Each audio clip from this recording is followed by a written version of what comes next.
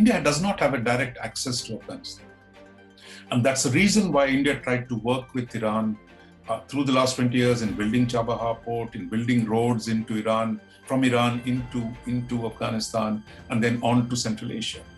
So I think that is a logic that Delhi fully understands. That look, we can't be a primary player in Afghanistan the way Pakistan and Iran are.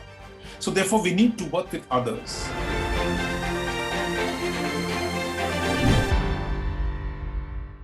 This week's column you focused on Afghanistan as well as the Shanghai Cooperation Organization meeting, which is set to take place later in the week about Afghanistan. And at the same time, of course, the Taliban is advancing. There's reports now that they're outside Kandahar. India has removed the personnel from the consulate. So the first question I have is, the SCO. You hinted it. It's a regional grouping. It was formed soon after the coup, about 20 years ago. I think you mentioned in the piece. How effective can it really be given the inner contradictions of, say, there's India, China, Pakistan, Russia, each of which, even the countries that are sort of allied now, will have their own interests in Afghanistan. Say China and Russia may have divergent views. How do you see that playing out as an effective force in the region? No, as you think of regional organizations that might have a stake in Afghanistan, I mean, you can think of a number of organizations like the OIC. The Organization of Islamic Cooperation has a long had interest in the situation in Afghanistan. SAARC, where Afghanistan is a member of South Asian Regional Cooperation Forum, but none of these organizations bring the kind of heft or the strength that the SCO brings. For example, China is there.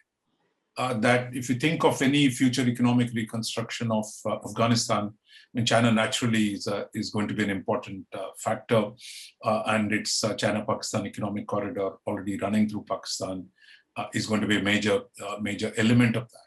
And then Russia, you have a long history of engagement with Afghanistan, its military intervention, and in the 1980s. So I think just taking the two of them, and then if you include Pakistan, which is the most important neighbor for Afghanistan, you already have three very critical actors out there. And then the northern states bordering Afghanistan, that is, you have, of course, Turkmenistan is not a part of it, but Uzbekistan and Tajikistan are members of the SCO. So just the geography of the organization and the presence of China and Russia, of course, make it a kind of weighty organization. But there are differences, to be sure. I mean, India and Pakistan don't agree on Afghanistan. At least we don't know what is the level of convergence between Russia and the US at this point. And Iran has interests which are fundamentally different from those of Pakistan. So I think the divergences are real. The question, therefore, that's why the meeting is going to be interesting. I believe they are going to issue a statement.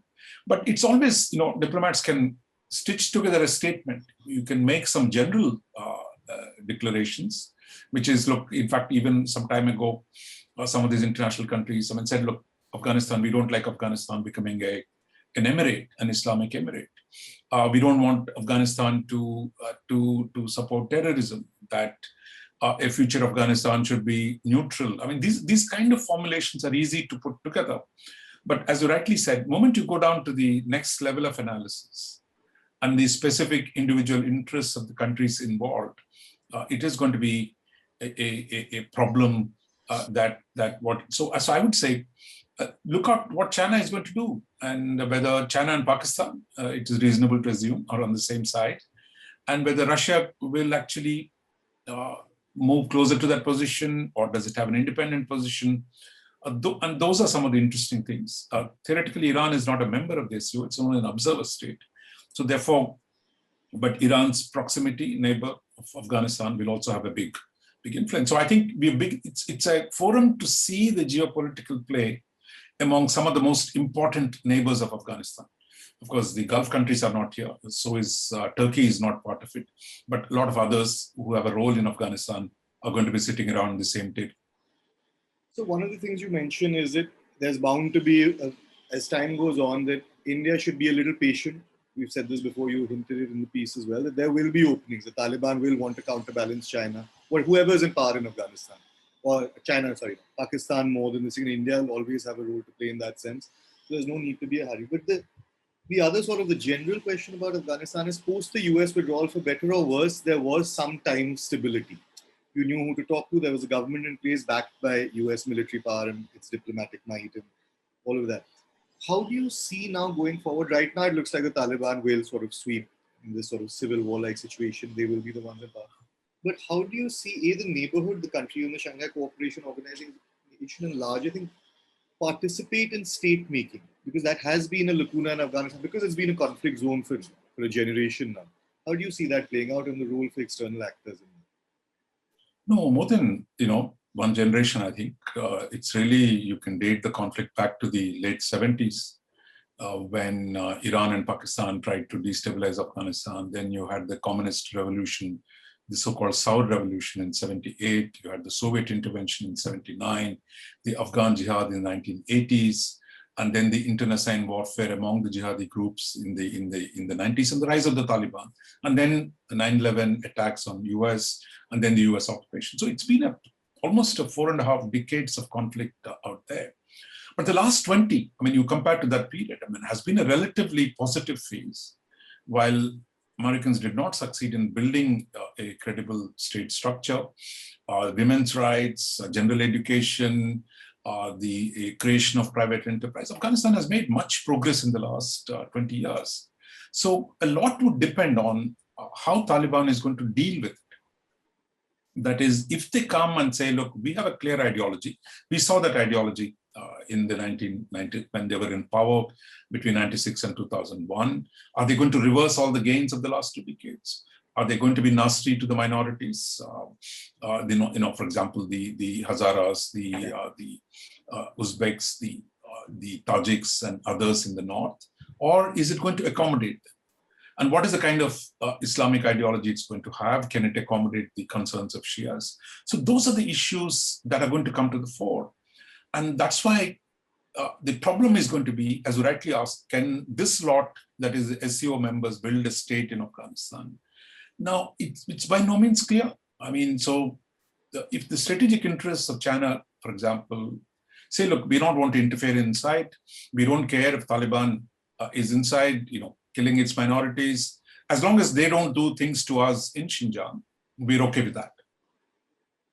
Now, this position, Russia has concerns about the Islamic State, and Pakistan will be quite happy to go along with whatever Taliban does, as long as there is no cost to itself. So I think the world, I suppose, is so tired of the conflict in Afghanistan, they might be willing to cut a lot of slack. It is initially for the Taliban.